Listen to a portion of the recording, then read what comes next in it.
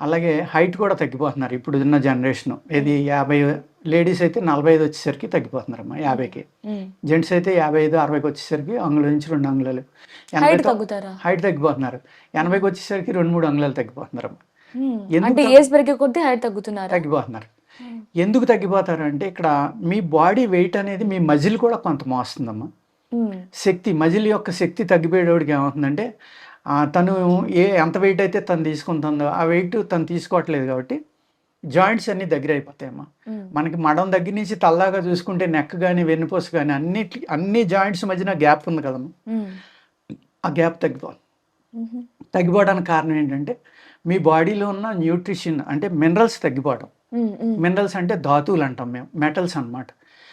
మీకు బంగారం కాడి నుంచి అన్ని రకాల మెటల్స్ మీ బాడీలో ఉంటాయి, అన్ని రకాలు ఉంటాయి. వీళ్ళు ఊరికి ఐరన్ తక్కువని ఐరన్ క్యాప్సిల్ ఇవ్వటం, జింక్ తక్కువని జింక్ ఇవ్వటం, కాల్షియం తక్కువని కాల్షియం అవే చూస్తుంటాం ఇలా ఇస్తున్నారు కదమ్మా. అలాగా మన బాడీలో కొన్ని వందల వేల ధాతువులు ఉంటాయమ్మా.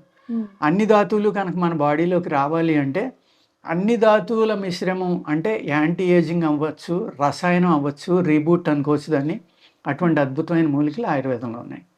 అటువంటి మూలికలు ఇవ్వడం వల్ల ఏమవుతుందంటే